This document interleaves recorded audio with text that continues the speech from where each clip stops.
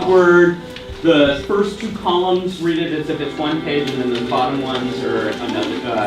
So it goes 1, 2, 3, 4. Okay.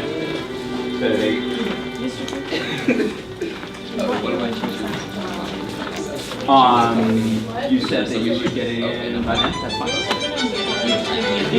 Oh, I didn't. Okay. You're good.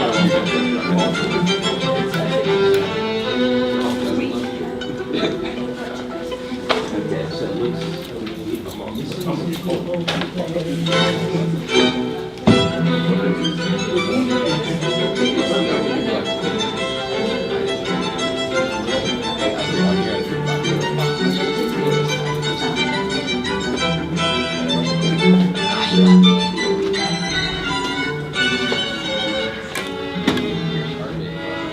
Just meeting the mayor.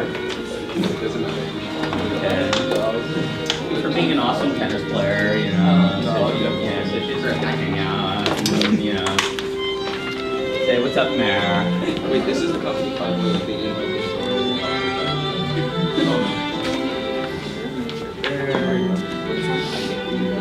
James. Any FOJs? Is he water polo or tennis or any of those mayor meeting? What? He doesn't do it. No, I haven't gotten to him yet, but is he one of the... He's just sick. Okay. So, how about James? Yeah. James is sick too. So there's something going around apparently. Something really, really. Yeah, well, listen, I've got some frog that's got me, so...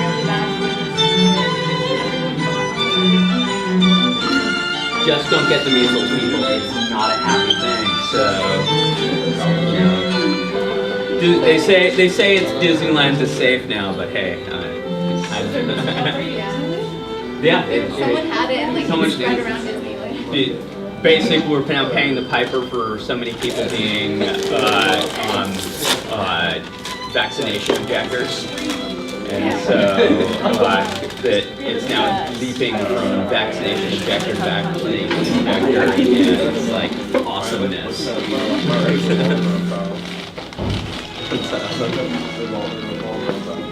don't think I'm there yet. I haven't been there. Leadership. Yeah.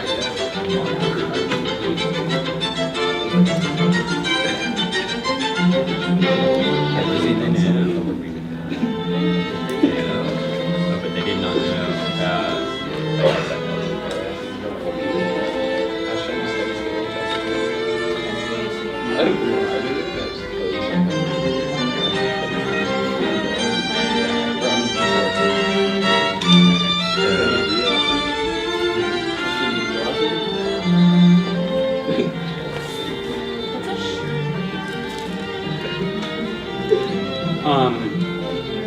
It's like the part of your shirt that kind of comes to. It's more of a type of shirt, like a woman's shirt that kind of goes into the blouse.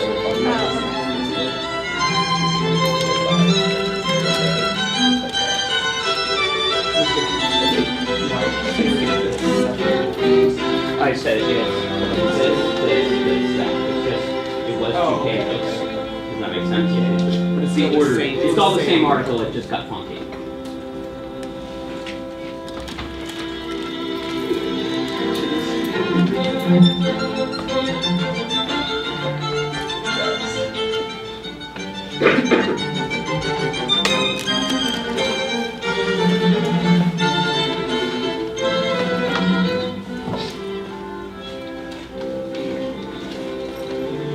How are you guys liking late,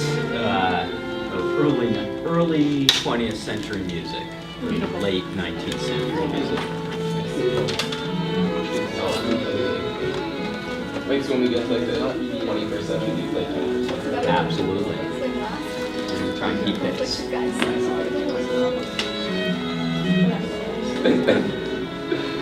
Even allow there to be some DJing.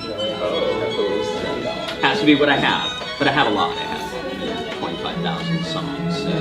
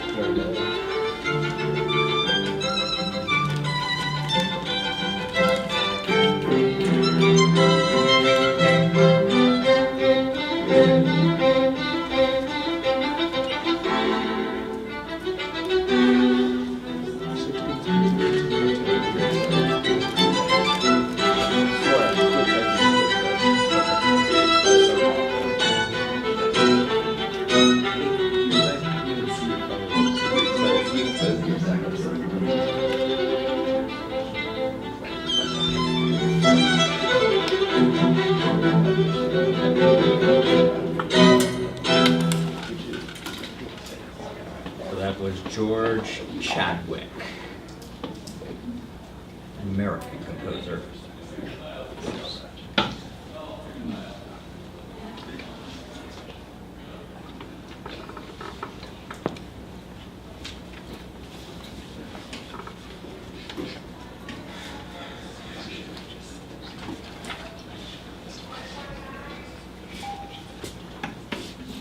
All right, so happy Tuesday that is behaving very Monday-like, but at the end of the day, it will be Wednesday Eve.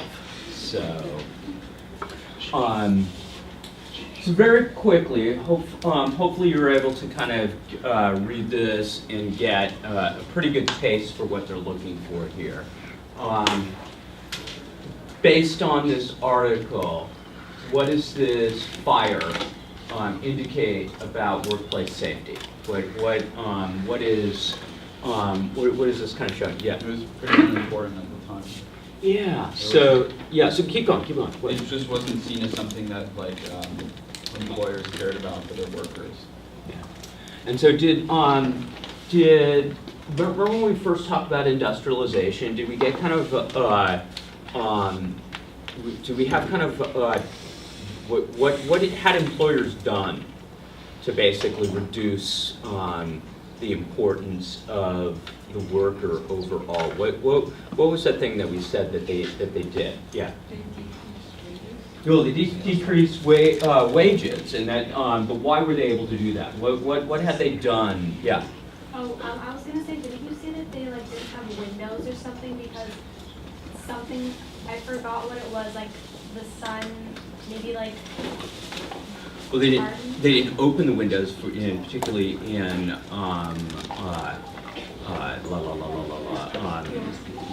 textile things, because it spoils the product. Yeah. Okay, which made it so that you just had the air that is all full of the lint and everything like that.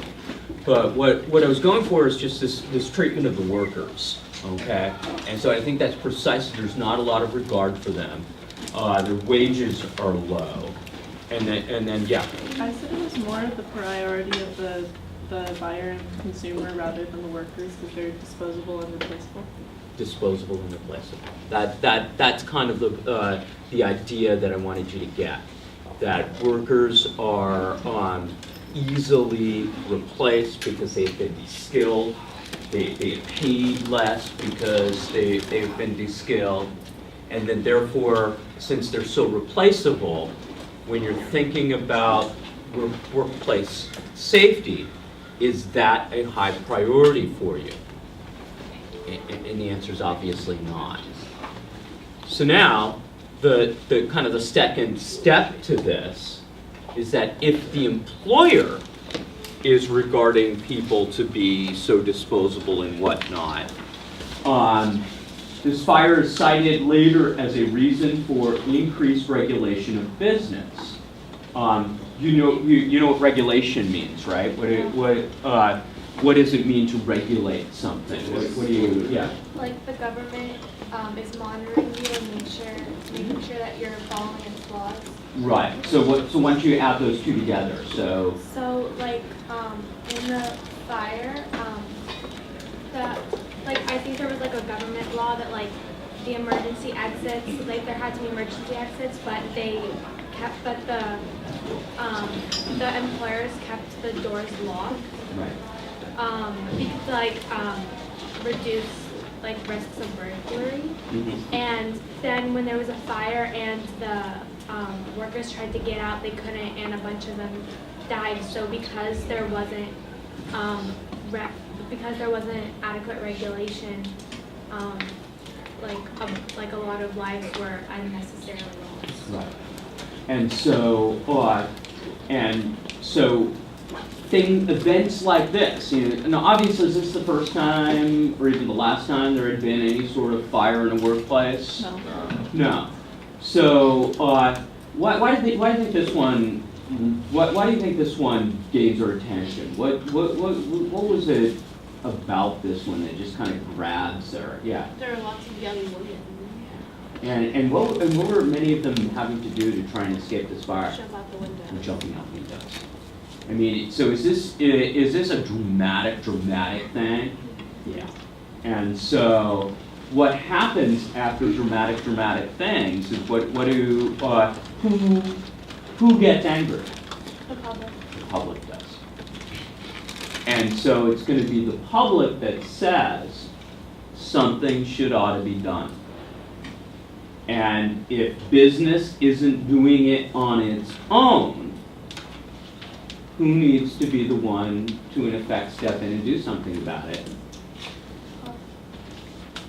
So the public's demanding it, but who would then have to be the one that steps in? Government. And so what I want you to kind of get here is that before this era, government's role, very little. Okay? Remember that the era of the liberal Republicans or classic liberalism, where basically it's laissez-faire. We want the government to stay out of business's business. But events like this, making it where business is not taking care of itself, these are when the role of government increases. Does that make sense? So what we're going to enter by the end of this unit is what is known as the progressive era. And it's going to be events like this, it's going to be conditions in the city, it's going to be corruption in politics. And what these things are going to do is the public is going to say, somebody's got to come in and be the referee. We need government to do more. And thus government becomes a much larger factor than it ever had before. Okay, does that make sense? All right. So,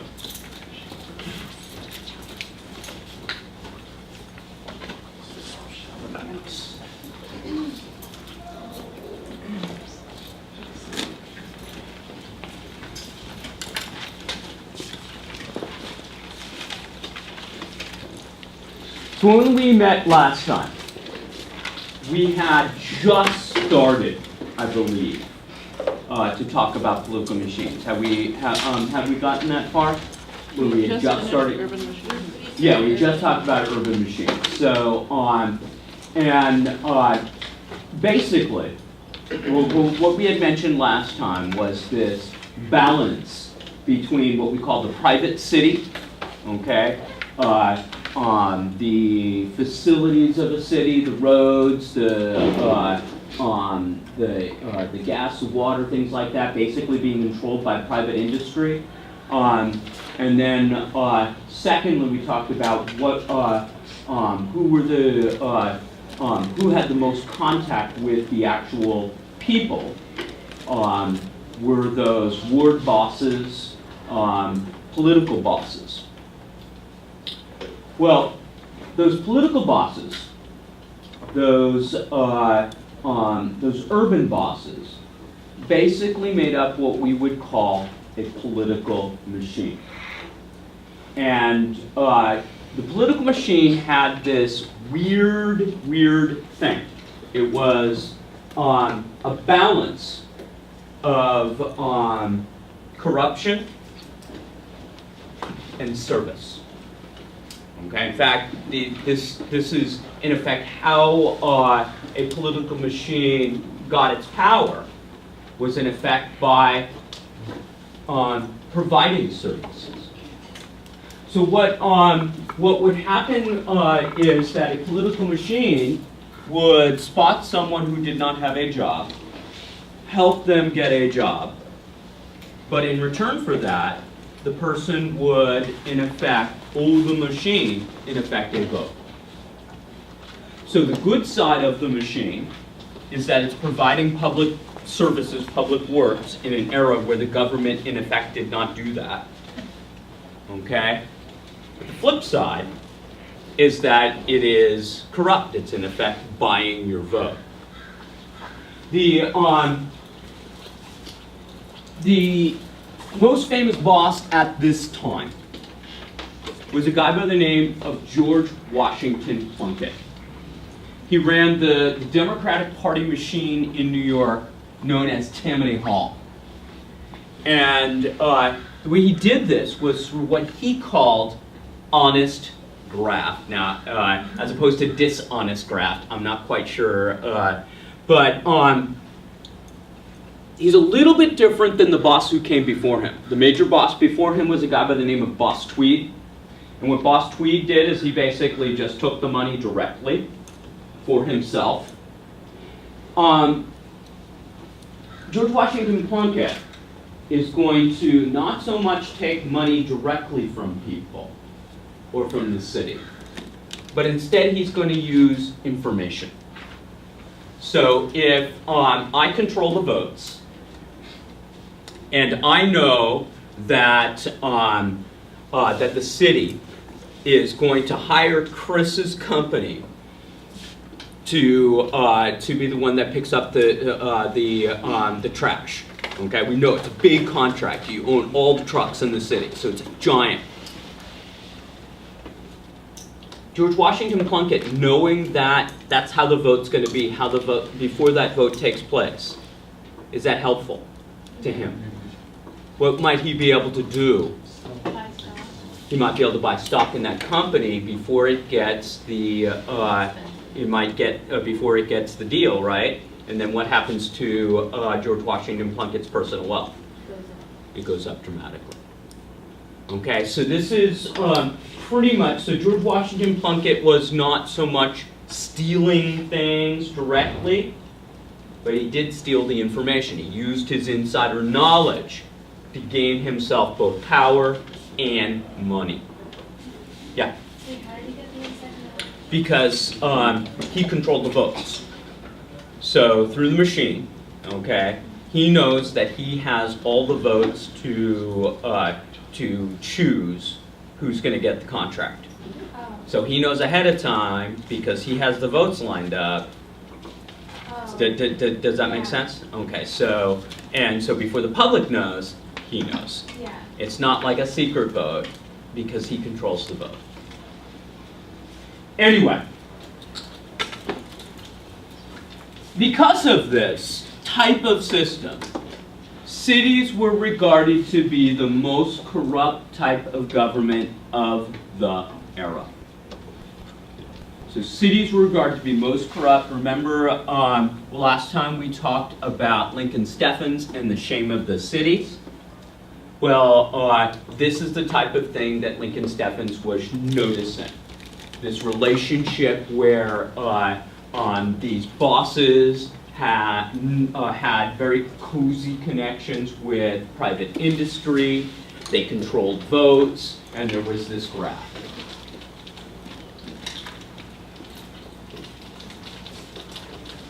But we start to see, by 1893, a change. And the change was largely due to the Depression of 1893. You see, the political machine, it basically got its power largely by being able to give jobs. Well, in the Depression of 1893, there is 20% unemployment. Does the political machine have the jobs to give? No.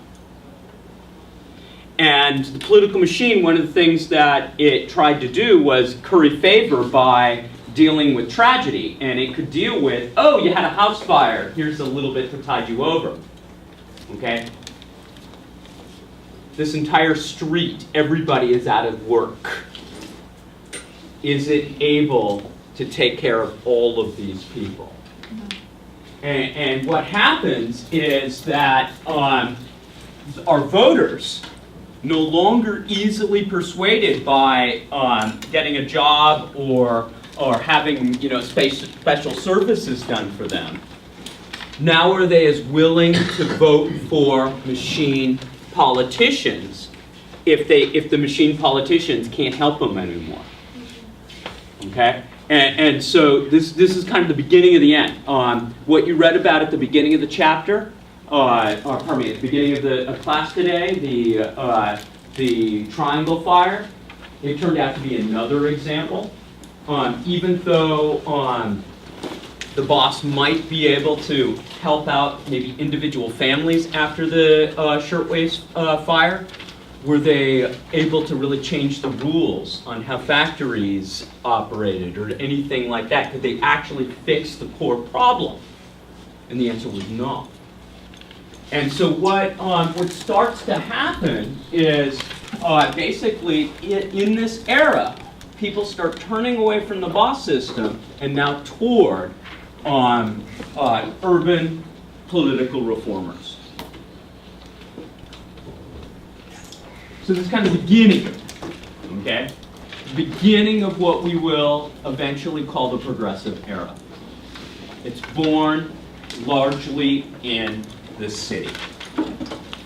City reformers will start shifting city services and utilities out of private ownership into public or city ownership. So before, if a company in the private city, the company that controlled the heat for the city was privately owned. And then therefore, what could they charge? Pretty much whatever they wanted, because they were doing it for profit. Well, what will start to happen is cities will in effect say, no. We're no longer going to have privately owned utilities. It's no longer going to be a privately owned gas company. It's now going to be one that is controlled by the city. And so the city is going to do it, and are they doing it for a profit? No. So therefore, they are probably going to charge less. They are doing it because they need to provide it as a service as opposed to making money off of it. To pay for this, oftentimes even to buy up some of these utilities and stuff like that, the cities are going to need money. And what the cities are going to start to look to is taxation largely on the wealthy. Later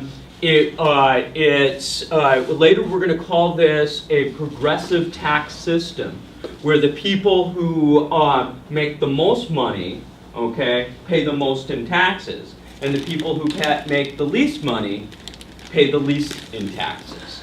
Okay, it goes up progressively with your wealth. And by the way, you're probably going to hear an echo of this if you watch the State of the Union address tonight. Okay. The other thing that the city is going to do is they're going to start to look at public need, and they're going to start to see that, like in cities, we have systems where sewage and whatnot is really not regulated or anything like that. The streets are filthy and things like that. And what they're going to find is a connection between how the city is, what its sewer system is like and what its drainage system is like, and how healthy people are.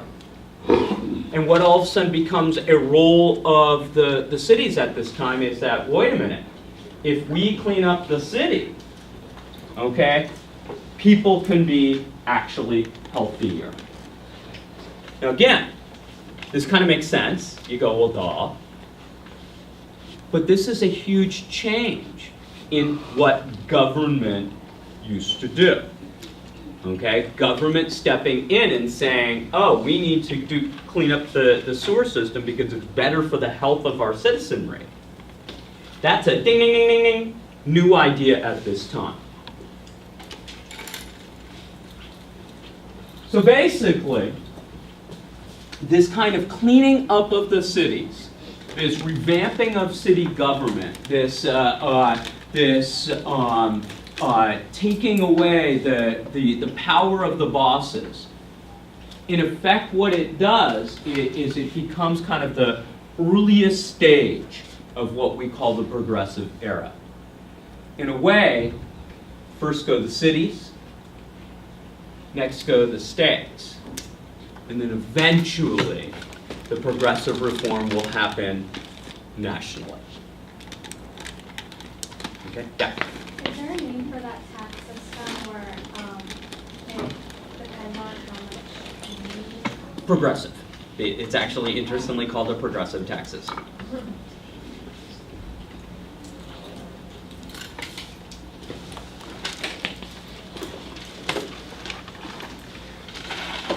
An example of people who wanted to make change in American cities were the people who led what was known as the Settlement House movement. Now, what basically a settlement house is that if you think of all of the problems that might happen in a city, okay, where is the best place to actually help people out with those problems? Right there in the city. And so settlement houses were in effect set up in some of the poorest areas of American cities. And what reformers would do is they would work in these settlement houses teaching English. They would provide daycare so that women would be able to go off to work. They would promote cultural activities. Now, if you look at a couple of those things, teaching English, promoting cultural activities, that gives you a clue as to where a lot of these settlement houses were. Where would you be finding them if they're teaching English and promoting cultural activities? They would be in immigrant neighborhoods. They would be basically trying to help people who had immigrated to the United States settle in better. The other thing that the settlement houses did is they provided resources and a political voice for basically working class people. So your resources, again, things like daycare and being taught English. But secondly, the fact that you have people being brought together, you kind of finding out what their issues are, and you can now better advocate for them. The most famous settlement house was in Chicago. And it was run by a woman by the name of Jane Addams, not our Addams family, because she's got two Ds.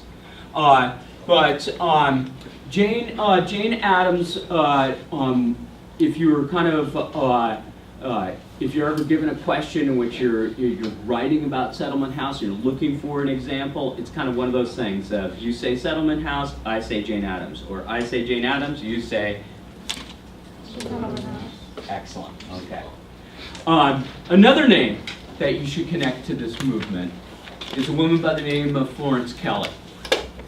And what Florence Kelley did is she will use her experiences from working in settlement houses to become an advocate for women and children. What she is going to call for is laws that will better protect women, or particularly better protect children as far as working is concerned. Child labor laws and whatnot.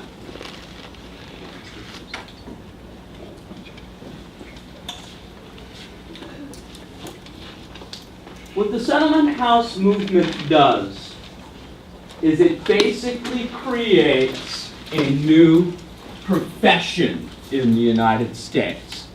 And what that profession is social work.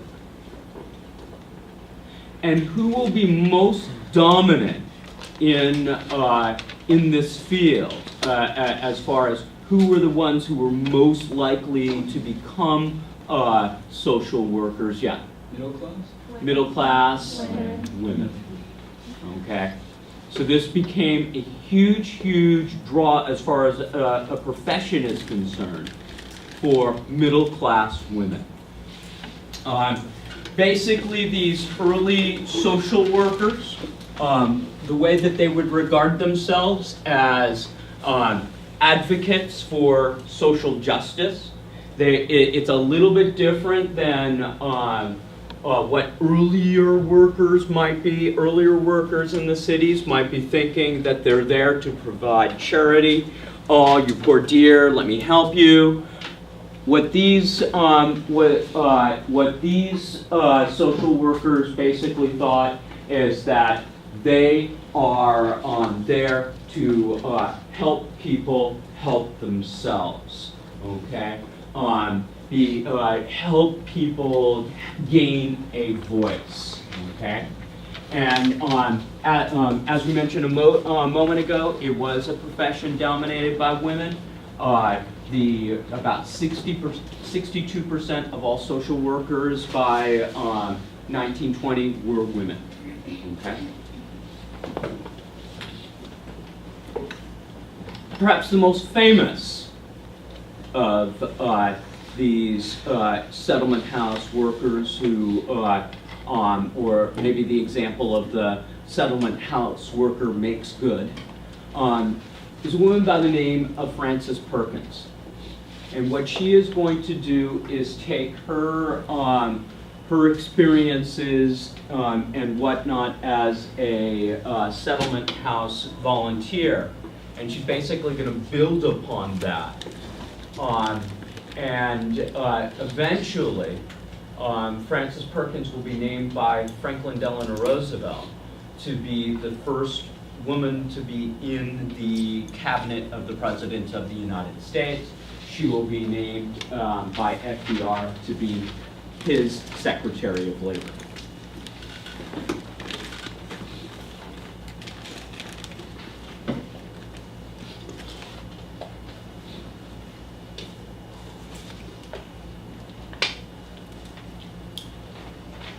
And then lastly,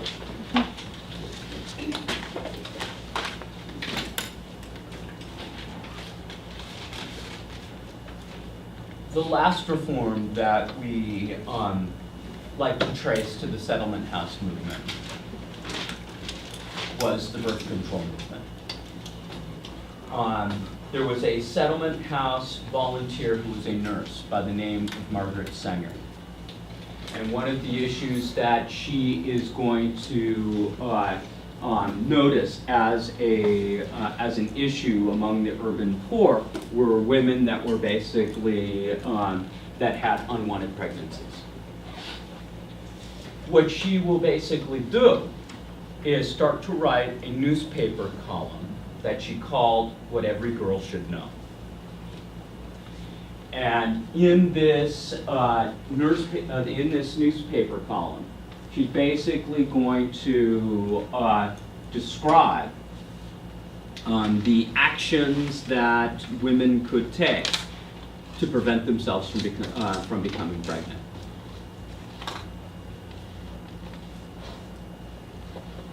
For doing this,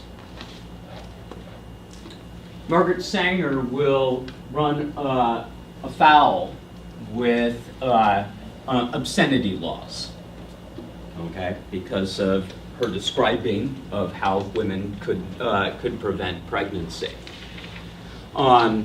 It basically is something like this. Her calling for people to practice birth control in 1911 would be very, very, very similar to the controversy that we now face regarding abortion. Okay, so think of questions regarding abortion in American society today, and it's fairly equal to what the arguments that that people had over birth control in 1911. And what happened with Margaret Sanger, though, is that the condemning of her series of articles, the targeting of her for writing this, had basically the opposite effect. Instead of crushing her, it actually drew attention to her. And in effect, what it will do is launch the national birth control movement. Okay?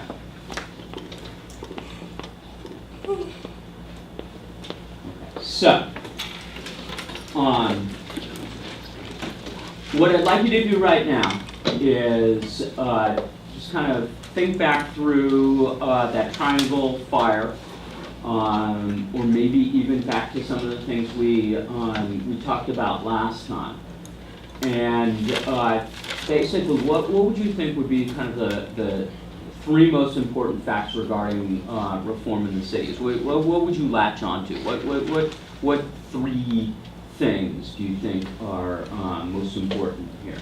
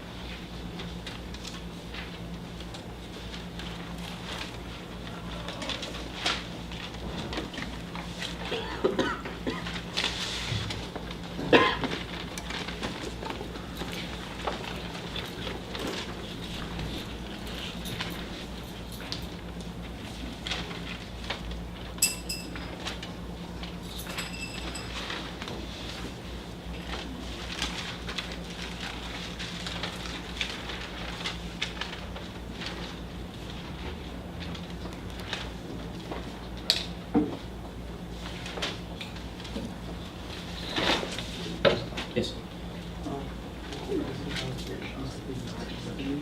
About what? So basically, okay, so last time, so this is going back to something we talked about last time, it was the private city. In children's private city, the electricity might be owned by private entity. But usually, we only do one company that controls the electricity. So if you go like this, high prices. So one of the things that the progressives did is they would try and gain control of the things like using electricity. They might buy it out, but use like anything that they need. Basically say that this is some type of thing, or just see something that something to keep.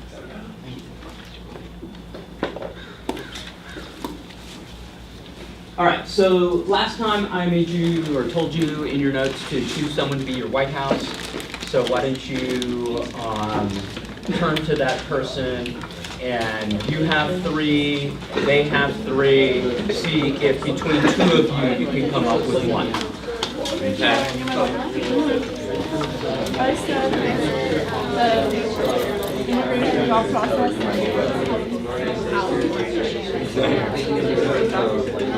Depression of 1893, power and sway, of Washington, I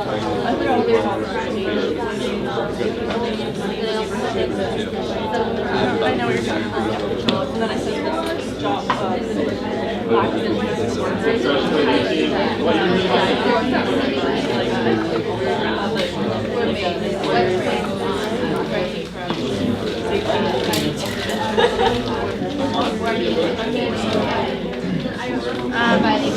I wrote that the reform occurred due to political machines like the corruption of political machines and privatized price, and then they sought to better the welfare of the public as opposed to like making money all the time. And there was more government involvement as opposed to private enterprises.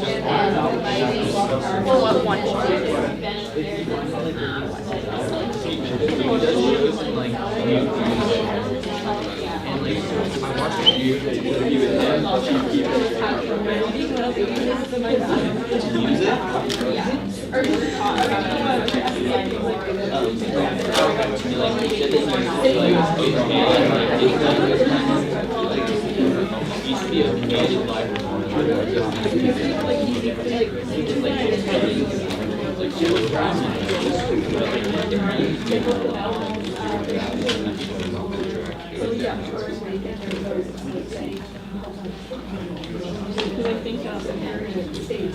All right, so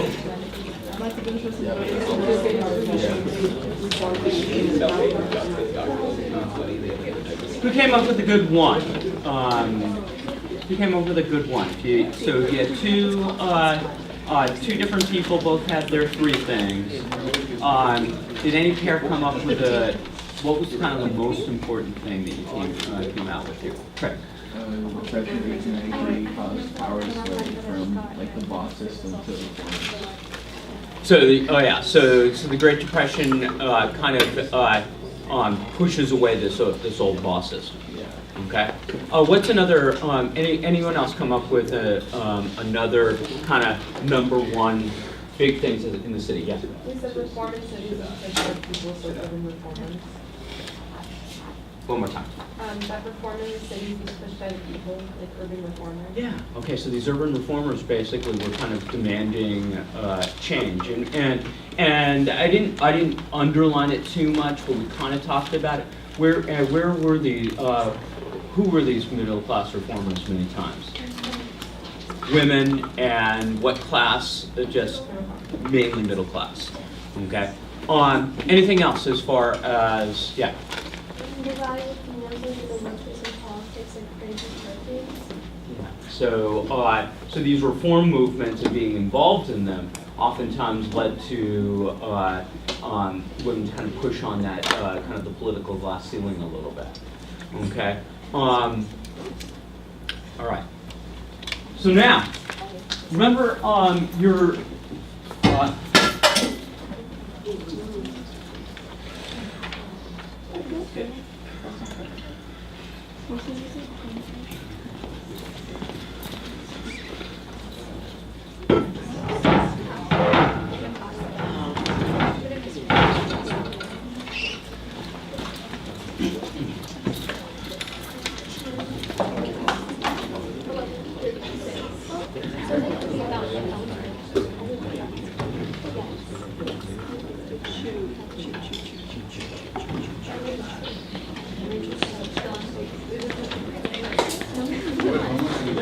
No running over.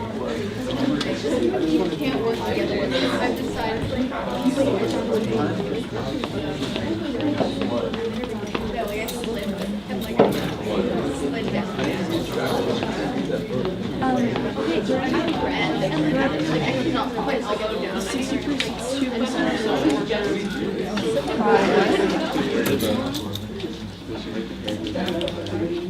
Okay.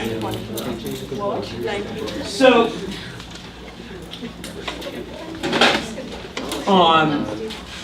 for today, I told you to kind of look at that first chunk of chapter 20. And so we should be able to get done with that today. And then next time, if you saw on the warm-up, it's kind of the middle chunk of chapter 20 that I want you to work on. What we're basically going to do as we close up this unit is we're going to talk about the politics of the era. Now, part of what we're going to do is we're going to reach kind of a little bit backwards. As far as presidents and politics and that type of thing, we've really only gotten as far as maybe the election of 1876 when Rutherford B. Hayes wins. Okay. But we had talked briefly, they kind of mentioned some of the politicians like Grover Cleveland and stuff like that a wee bit in some of these other chapters. We're going to kind of now establish how they get into office and what where they fit in politically. After we kind of set up the politics of the era, we're then going to move to the reformers, the people who want to change the system that had developed in both the corruption of the politics of the day and the problems that were generated by industrialization and urbanization on American society. So I think last time I told you to kind of keep it in your brain, change over time. Kind of keep that same thing, okay? Look for things that are changing in this era.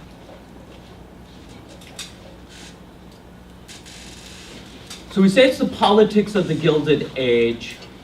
So, Gilded. This is a term, the Gilded Age, we actually blame, at least partially, Mark Twain for naming this era.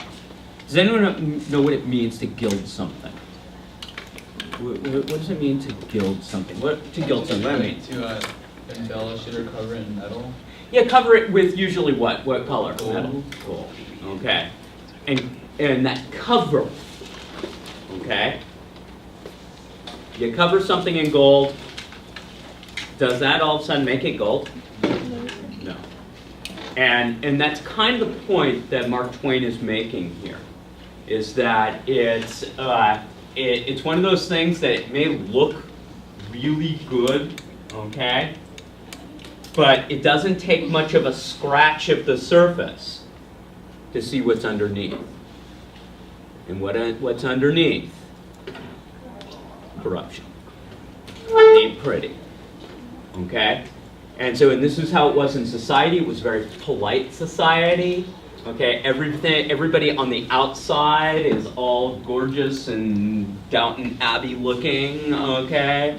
But behind the closed doors, okay, not so nice. Okay? So a Gilded Age. Now note, it is not called the Golden Age. It is called the Gilded Age.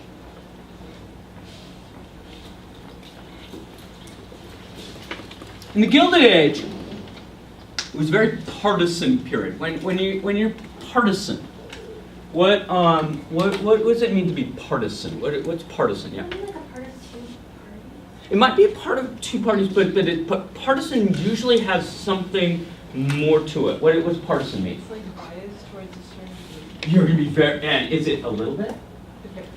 Very, okay. So if I'm a partisan Democrat or a partisan Republican, am I, oh well, whatever? Or am I, my party, okay?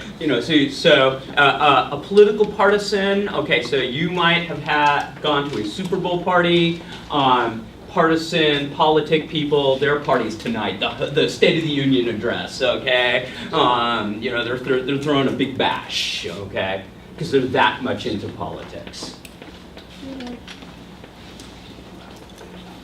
During this era, the lifeblood of American politics was the spoil system. Do you guys remember the spoil system back with Andy Jackson? Yeah. Okay, so it was you do something for me, I do something for you. Now, since the time of Andy Jackson, things have changed a little bit, okay?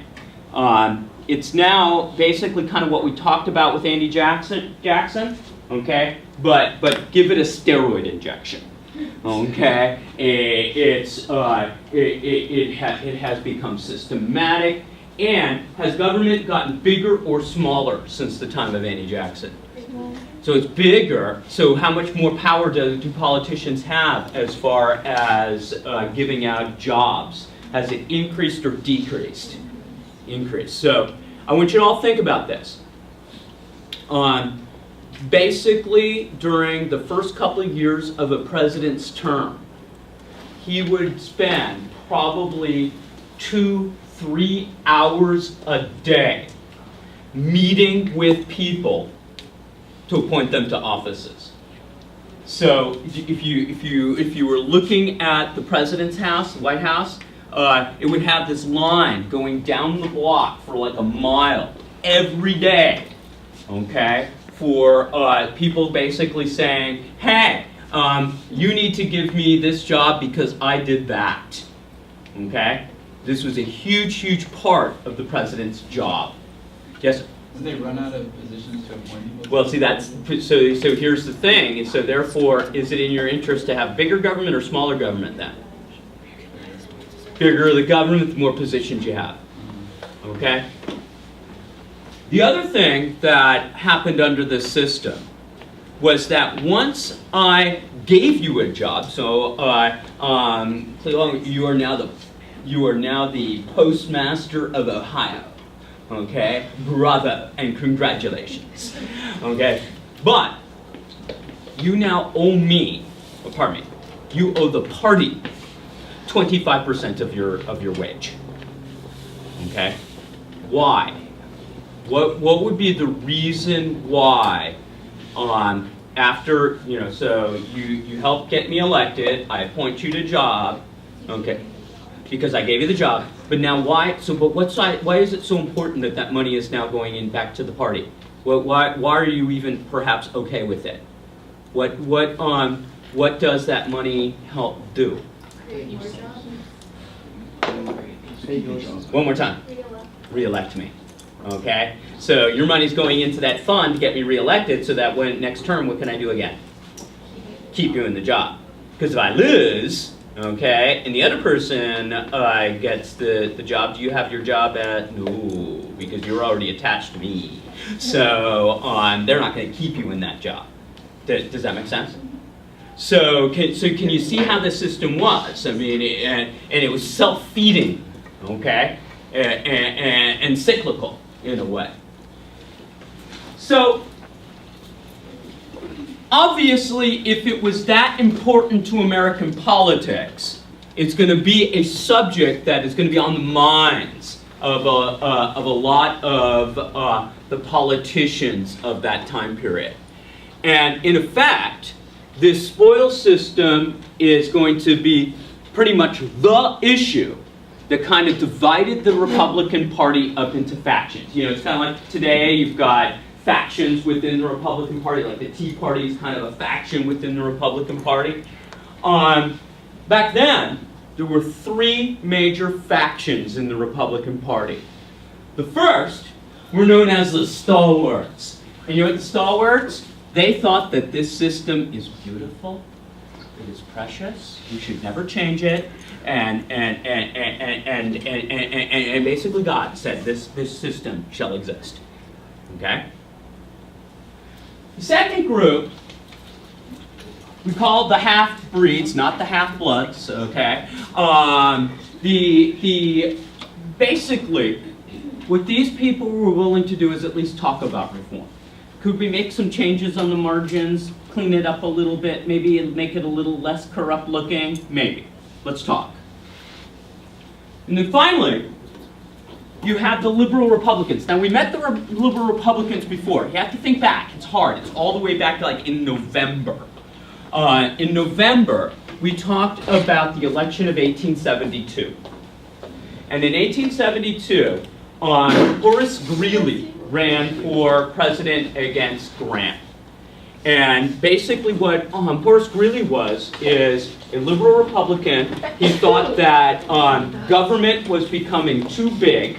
Okay, the spoil system had a tendency to make government get bigger. And as it got bigger, it got more corrupt. And so what liberal Republicans wanted to do is they wanted to pretty much end the corruption by making government smaller again. Anyway, the liberal Republicans got pulled into the Democratic Party. Okay, because remember, Horace Greeley got nominated by the Democrats in 1872. And so are they welcome people if they went off and voted for a Democrat way back in 72? Is this the Republican you wanted to hang out with in Republican circles? So these were kind of marginalized, okay? But they are the three major factions. Got it? The leader of the stalwarts was Roscoe Conkling. Okay, y'all are just writing this down and saying, when I have a kid, I am going to name them Roscoe. Okay, so Roscoe Conkling is the leader of the stalwarts. And notice this other major qualification of the day. Woo, Mr. Vieira has competition. Okay. Okay. The leader of the half-breeds was a guy by the name of James G. Blaine, and he of course came from Maine. Okay, James G. Blaine from Maine, and no, he also is in the Mr. Vieira Club. Okay. Almost a dwarf. Okay. Well, dwarf. Oh, you're right, Mr. Dwarf. Mr. Dwarf versus Mr. Vieira. Okay. So, with that setup, we have the election of 1880. Now, in 1880, okay,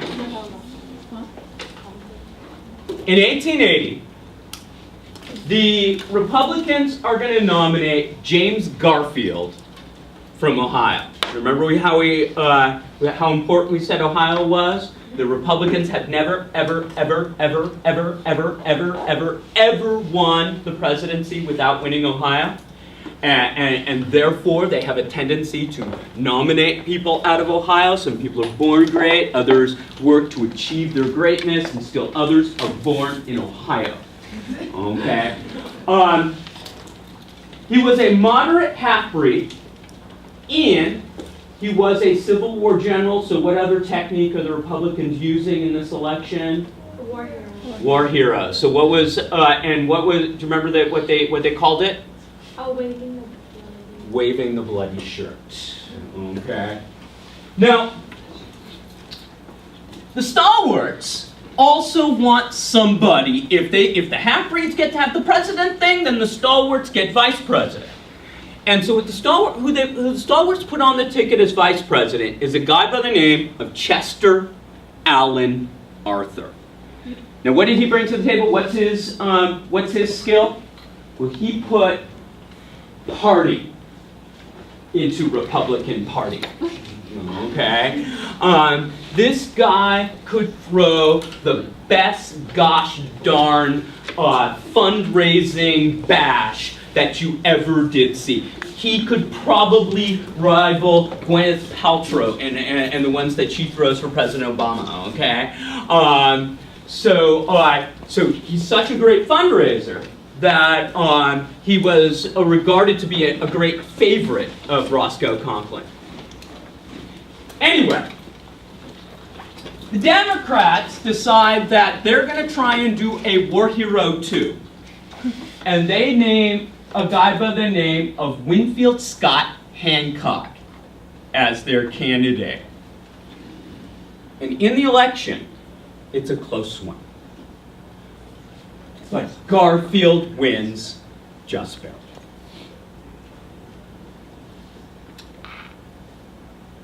But you see, there was this guy. His name was Charlie Guiteau. And Charlie Guiteau, during the election campaign, had written a speech. He called it Garfield versus Hancock. Okay? And in it, he described how great a president that Garfield would be. Okay? And he would walk out to New York street corners and he would give his speech. Garfield! He would go to pubs, okay? And he would say, Garfield! Okay, and what wouldn't you know it? Garfield won. And so therefore, Charlie Guiteau goes, I did it! I got President Garfield elected! So, he goes to Washington, D.C., he gets on that big long line to get a presidential appointment. And finally he gets to see James Garfield, and he goes to James Garfield and he says, I got you elected, you see, I give the speech, and da-da-da, and I would love to be the consul to Paris. Yeah. Garfield said, no. Okay. Now, not only that, but Garfield also had not appointed a single person that Roscoe Conkling had wanted to any cabinet position. And Conkling had now resigned as senator from New York. And so Charlie Guiteau thinks it's all gone wrong. How on earth did this half-breed guy end up being president? What we needed was a good stalwart. So he goes to a pawn shop and buys a British Bulldog .44 caliber pistol. He spends the extra couple bucks to get one with the ivory handle because it needs to look good when they put it in the museum. he then starts stalking President Garfield, and it was pretty easy to stalk the president back then, even before Twitter. He would simply go to the gate of the White House and say, "What's the president's schedule today?" And the ever helpful guard says, "Oh, well, yeah, the president's going to be here." And so Guiteau finds out that the president's going to church, so he goes to church. He kind of positions himself, and he sees Garfield. Can't shoot the president in church. That would be wrong. So the next day he goes back to the guard, finds out what the president's going to be, finds out he's going to the train station. So he goes and he finds his little quarter in the train station. He sees the president come in. He's with his wife.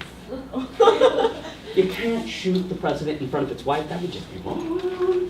Okay, so he the next day finds the president's going to the train station again. So he goes back to the little corridor place. He kind of secrets himself in, and this time he sees the president, and he's with James Blaine from Maine. That president walks by, and Garfield shoots him in the back. The president falls, and immediately the thing is there a doctor in the house? And eventually the doctor that comes to take care of the president's wounds is actually a guy by the name of Doctor. His name was Dr. Bliss. So his name is seriously Dr. Bliss. Okay. Anyway, so Dr. had rode in, and his horse had actually had an accident. We know this right before he took care of the president, so he cleaned up after his horse. He then goes to the president as he's lying on the ground, and he takes his hand and he starts sticking it into the wound, trying to find the bullet hole, okay, or find the bullet in the wound, okay. Well, not surprisingly, the president's wound gets hugely infected, okay? It grows this giant abscess, which Dr. decides to stab every day and to try and drain the pus and basically reinfect it. Meanwhile, the president also stopped eating, so he would force feed him broth and brandy.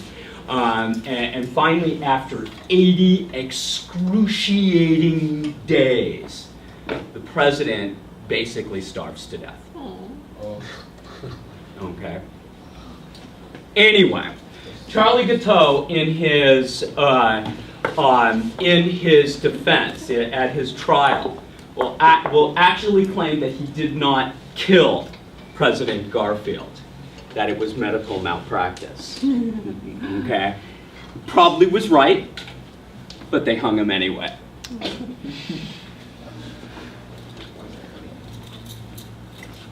However, what? Yes, sir. Did the president then not have anybody around him? No, we didn't really do that back then. So he's just like a normal person? Yeah. You go hang out. Okay. Yeah. But what about the Lincoln assassination? No one, they didn't decide that. It's going to take us even one more before we finally decide, wait, they like to kill this guy. Maybe we should oughta. Okay. Yeah, Secret Service is now only 150 years old now, but initially it didn't even provide protection. It was just working in the Treasury Department. Okay. So.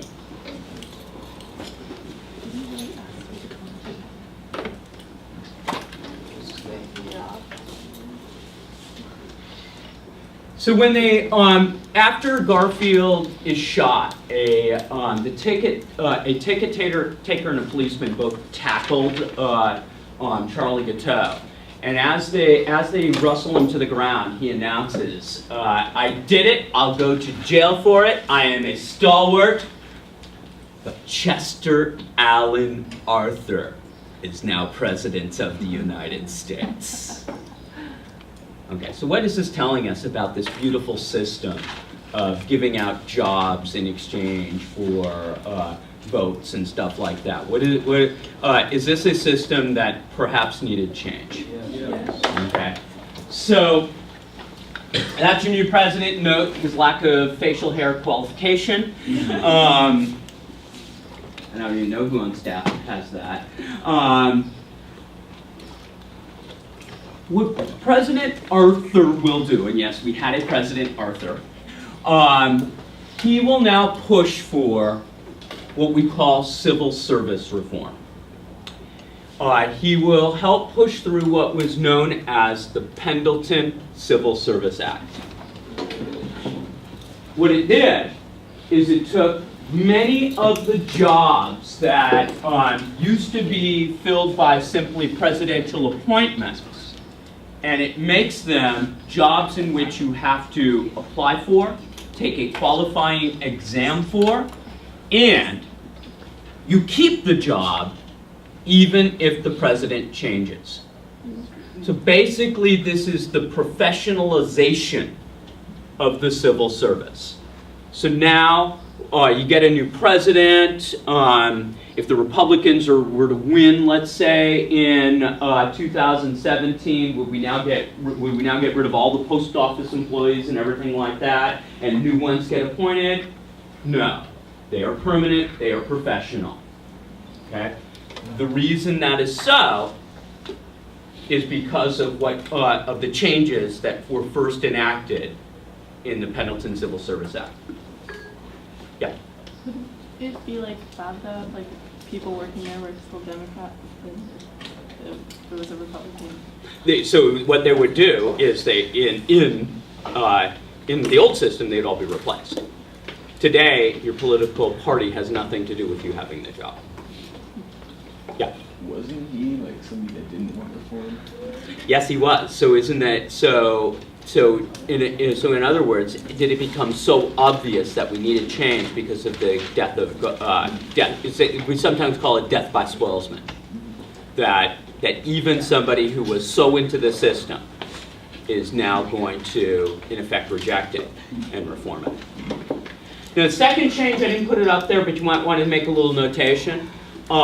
It also makes it so that we no longer charge people. So I'm no longer charging you your fee. And so therefore political parties are going to have to go somewhere else to get money. Where do you think they're going to go to money if they're no longer going to get it from civil service employees? One more time. Corporations. So unintended consequence of this law is that it shifts the financing of campaigns largely over to corporations.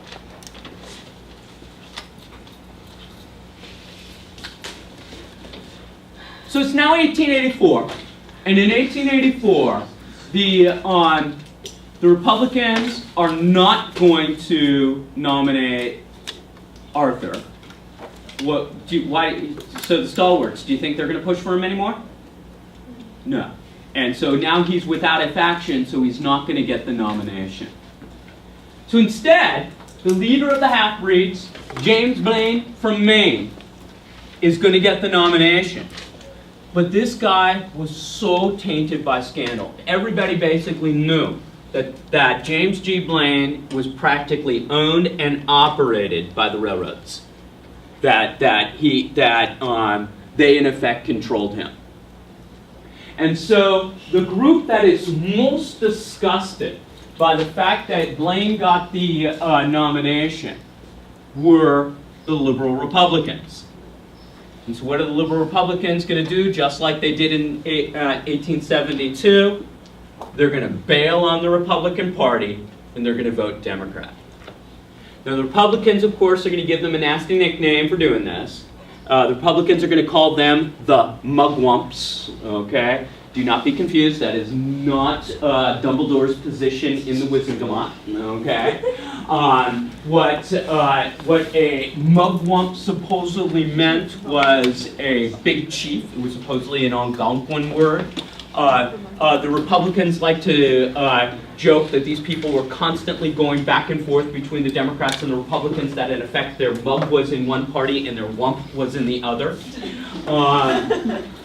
Anyway, it basically has created a party split. The Democrats are going to nominate a noted reformer by the name of Grover Cleveland, okay, former governor of New York.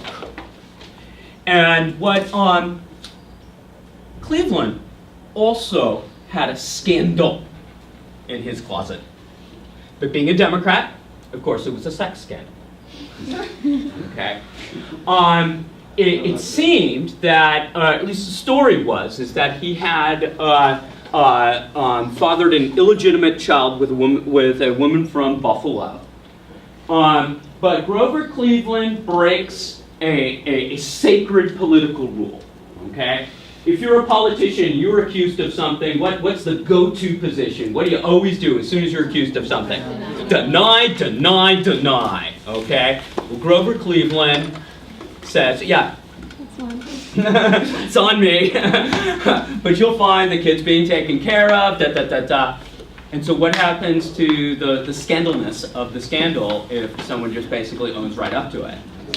It's not so scandalous, okay? Clinton should have tried this. Anyway, so the election, however, was nasty. It was this dirty, dirty campaign. The Republicans used to sneak into Democratic rallies and they'd start chants. Okay, so here, go with me. Okay, Ma, Ma, where's my pa? Ma, Ma, where's my pa? Ma, Ma, where's my pa? Ma, Ma, where's my pa? And so then the Democrats get sick of it and they start chanting back, off to the White House, ha ha ha! Off to the White House, ha ha ha! Off to the White House, ha ha ha! Ma, Ma, where's my pa? Ma, Ma, where's my pa? Off to the White House, ha ha ha! Okay, do we love to go to those rallies? Anyway, we think, it's very difficult to say an entire election based on one thing. But we think this was a major factor. There was a Blaine partisan, a guy who was trying to get Blaine elected, who gives a speech in New York. When he says in the speech, you know about the Democratic Party now, don't you? It's the party of rum, Romanism, and rebellion. Okay, and so basically it's saying that Democrats are a bunch of drunk Catholics and a bunch of traitors. Well, the Irish in New York are angry. And so what the Irish in New York do is they vote in droves for Grover Cleveland. And basically at the time, so goes the Irish vote, so goes New York City, so goes New York City, so goes New York State. New York State had the largest number of electoral votes. If you take New York and you add it pretty much with the South, ding, the Democrats win. The first time that the Democrats are going to win since James Buchanan. The first Democrat to win since James Buchanan before the Civil War. Okay. Note, he is not qualified to be a Republican president. Okay.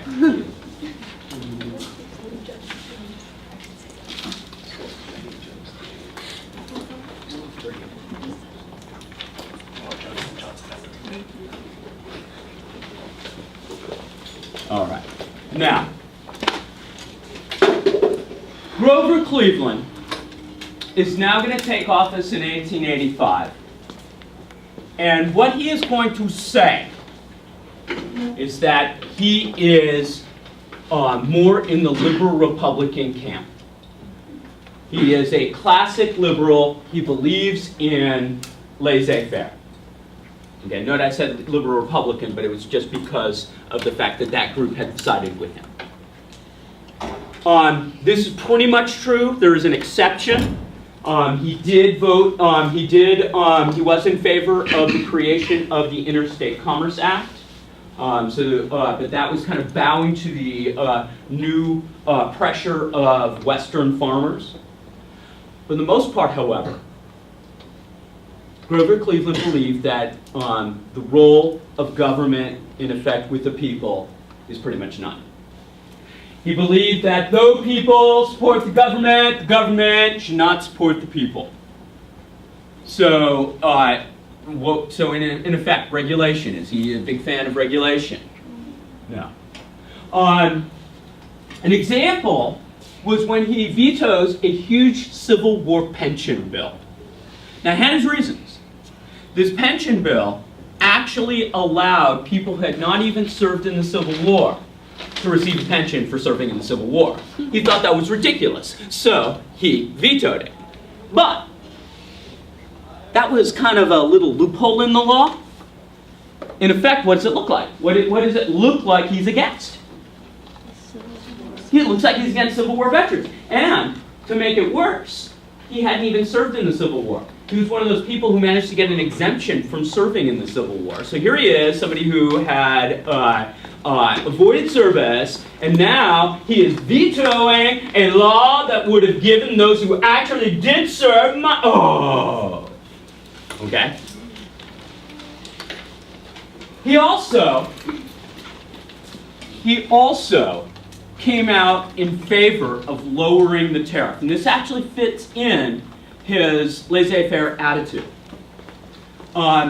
He believed that what a high tariff did is that it basically helped big companies keep a market. But that's the government doing that. And if it's the government helping a company get a big market, is that laissez-faire? No, because it's not hands-off. It's not just letting business be business. And so as a classic liberal, he thought that government should not have big tariffs.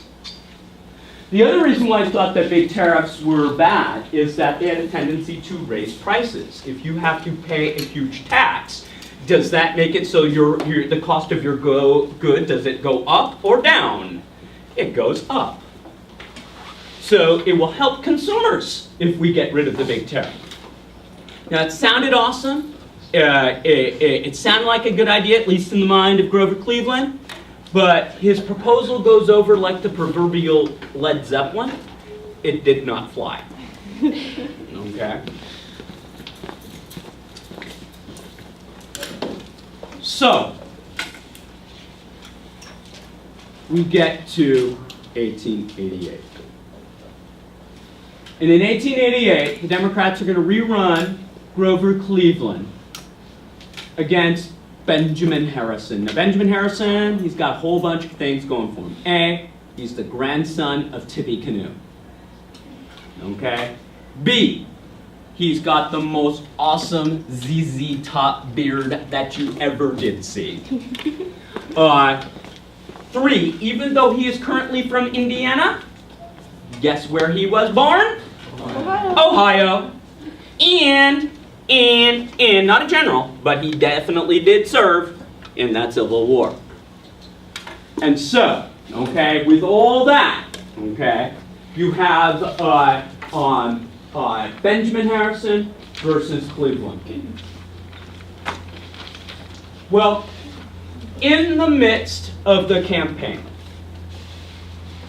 the British ambassador to the United States is going to write a cable back to the Home Office.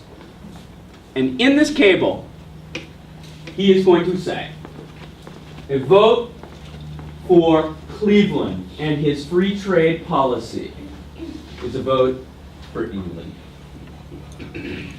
Okay? Because note, right? Free trade, who now gets a better market in the United States? England would.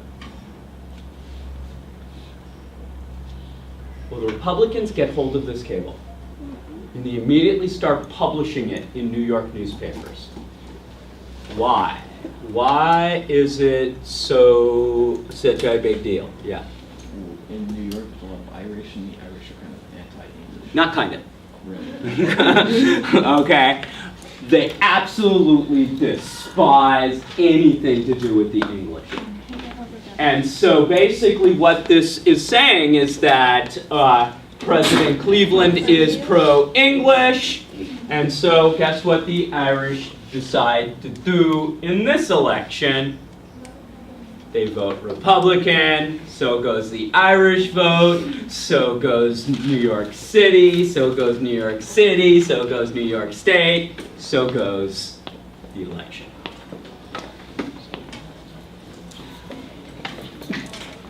Harrison wins, and actually, he wins despite losing the popular vote. So this is now our third example in American history of somebody getting the most votes and losing the presidency.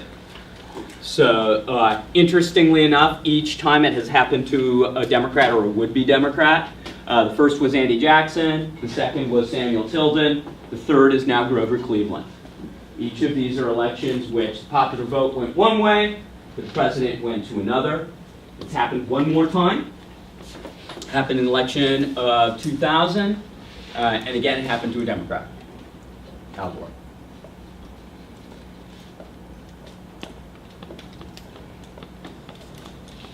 Look at that.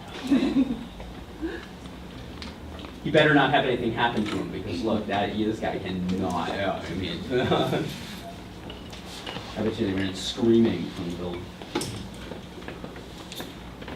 Have I mentioned that there was this one thing called a Civil War? Democrats, Republicans. Yeah. As a war hero, ever lost? As a war hero? Well, technically, Hancock lost. Before this era, Winfield Scott lost. So Winfield Scott and Winfield Scott Hancock both lost. It must have been a Scott thing. Sorry.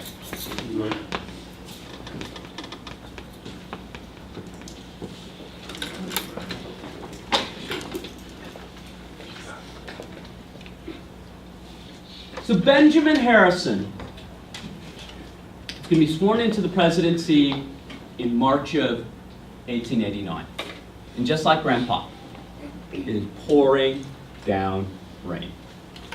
Okay? But as Benjamin Harrison gives his inauguration speech, outgoing President Grover Cleveland will stand next to him holding an umbrella over his head. Okay? I am not sure if I can even imagine that happening in today's politics. Outgoing Barack Obama holding an umbrella over Jeb Bush's head.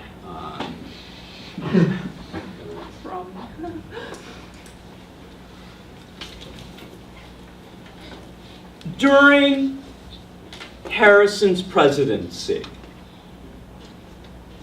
they will actually increase the tariff. The McKinley tariff, which passes in 1890, is the largest tariff in American history, okay, during peacetime. Secondly, during his presidency, with the pressure of Western farmers, the Republicans are going to push through what was known as the Sherman Silver Purchase Act. What this did is it created some, not a lot, but some inflation by coining some of our money supply in silver. But in doing so, it created kind of a weird thing. If you are using two different types of metal in your currency interchangeably, you have to come up with some sort of ratio, some sort of equity between the two things. And what they wrote into American law was that 16 ounces of silver would equal an ounce of gold. Okay? So it's this ratio of 16:1. It was written into the law.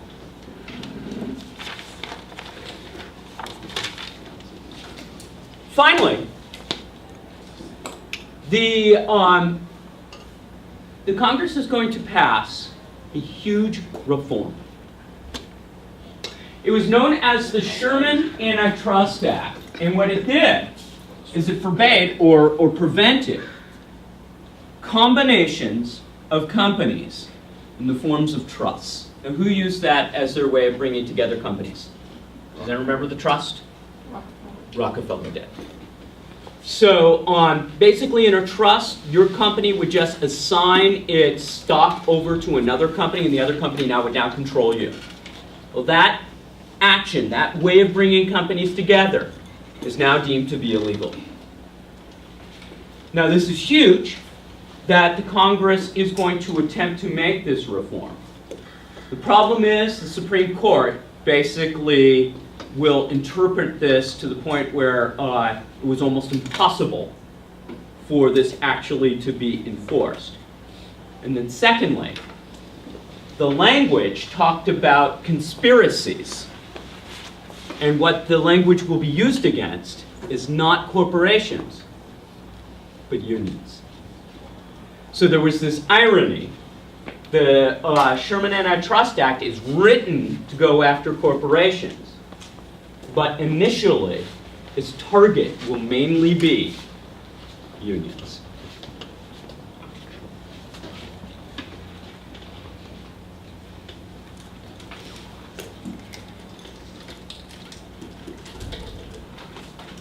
Well, we've now reached the 1890s.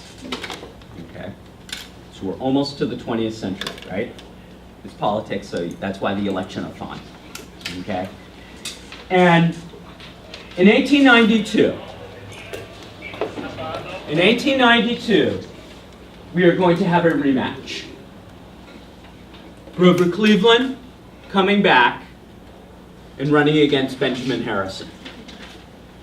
Turns out that the largest tariff increase in American history was not popular, and the idea of lowering the tariff now seems reasonable. So Grover Cleveland and his position now seems to be one which might work. But in this election,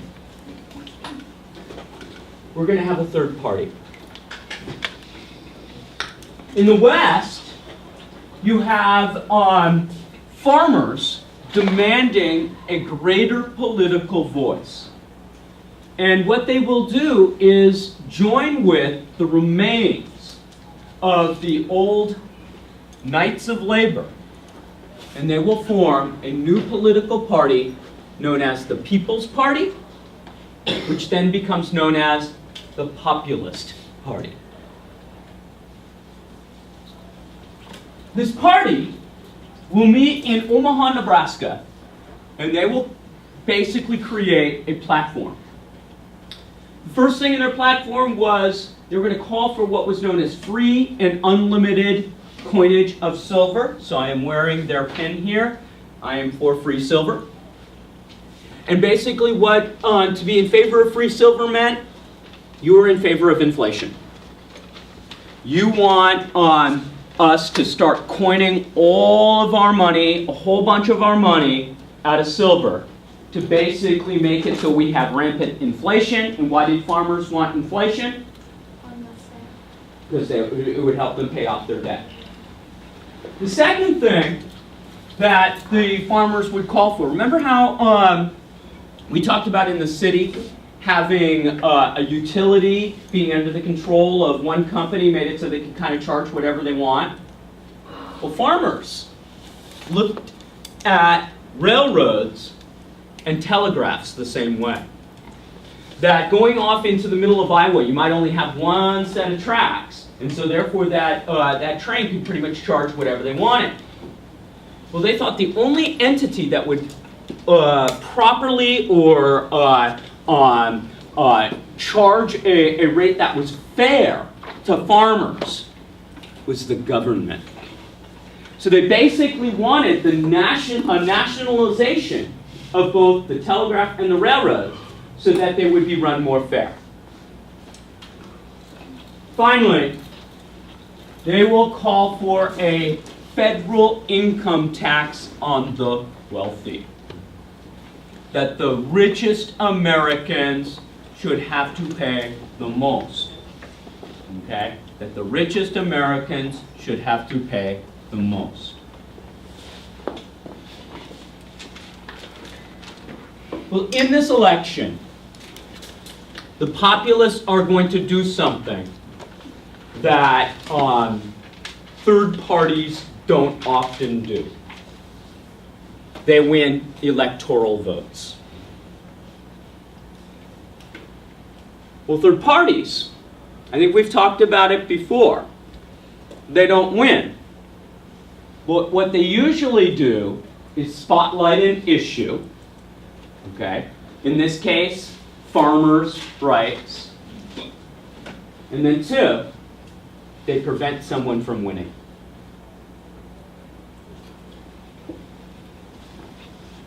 Well, this party will earn about 1 million votes and 22 electoral votes. But it failed, even though it was partly created by the Knights of Labor to attract urban workers in the East. The Republicans at that time said basically that high tariffs equal high wages.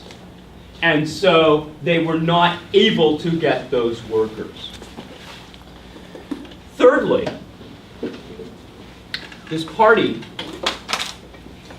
wanted to basically help all farmers.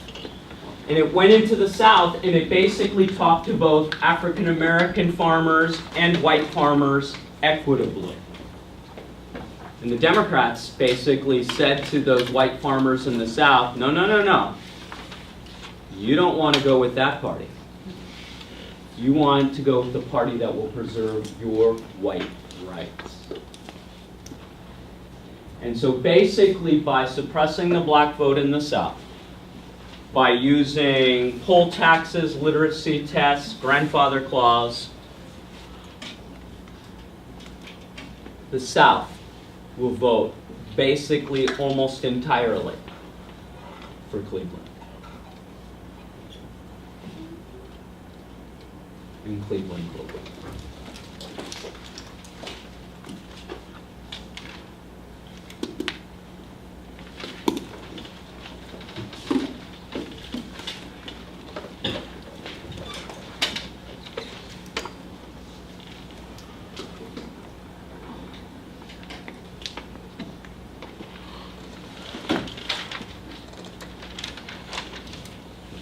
So once again, look at this vote here.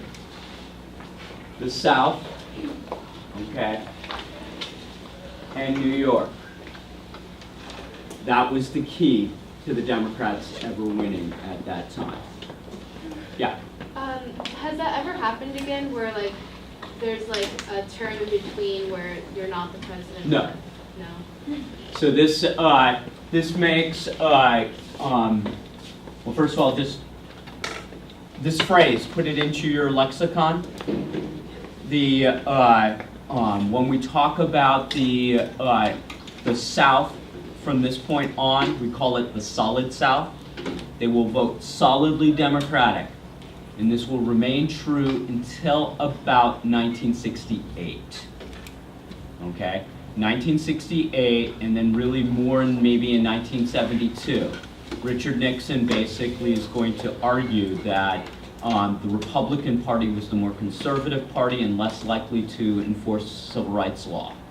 And it was at that point that the South flips basically to being with the Republicans.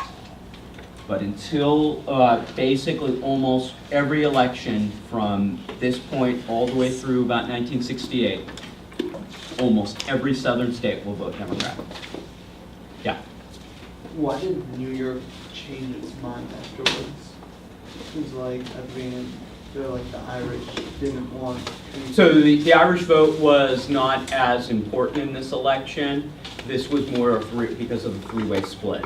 That because note if you look at this, Cleveland wins New York with less than 50% of the vote here, and that's because of some workers voting populace.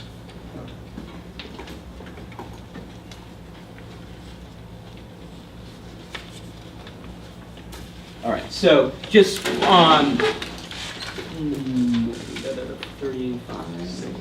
36, okay. Couple notes on Cleveland.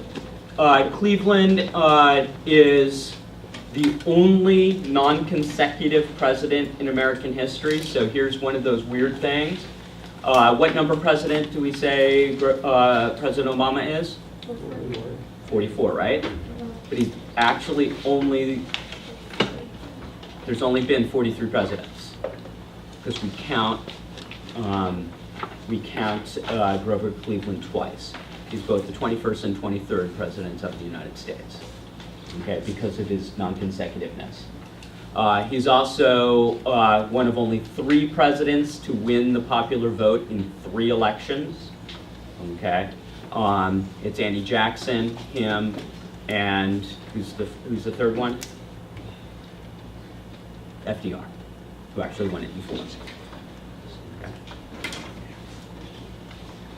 Anyway, to close out today, Grover Cleveland came back into office with a depression.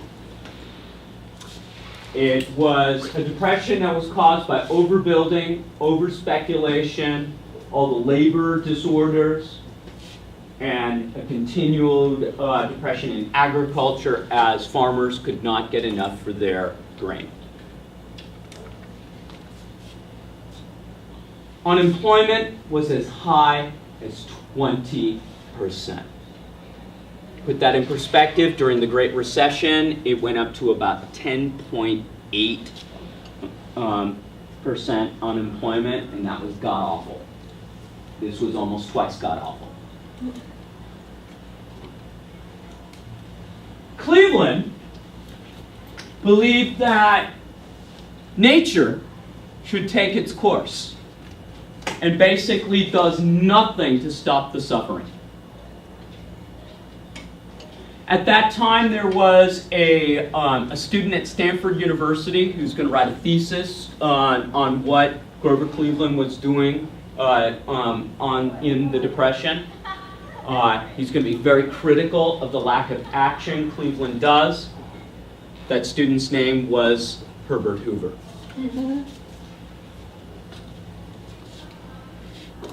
The one thing that Cleveland does do is he repeals the Sherman Silver Purchase Act. And the reason for that is gold was leaking out of the Treasury. You see, remember when I told you 16 to 1? Well, 16 to 1 was this legal thing that 16 ounces of silver could get you an ounce of gold legally. The problem is, there was a huge silver strike in Nevada.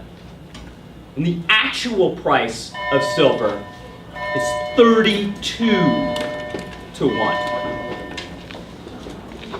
So what people would do is they would take 16 ounces of silver and buy an ounce of gold legally. They would then take the ounce of gold and they would turn it into a certificate, okay, a gold certificate, okay. They could then take that gold, okay, and they could go to the actual market and buy 32 ounces of silver. They could then take the 32 ounces of silver and exchange it for 2 ounces of gold. And they basically were robbing the Treasury. Okay? To get our money back, we had to borrow from Wall Street. Okay? When next we meet, we are going to talk about the problems during the Depression of 1893, and again, how they will help lead us to our era of reform.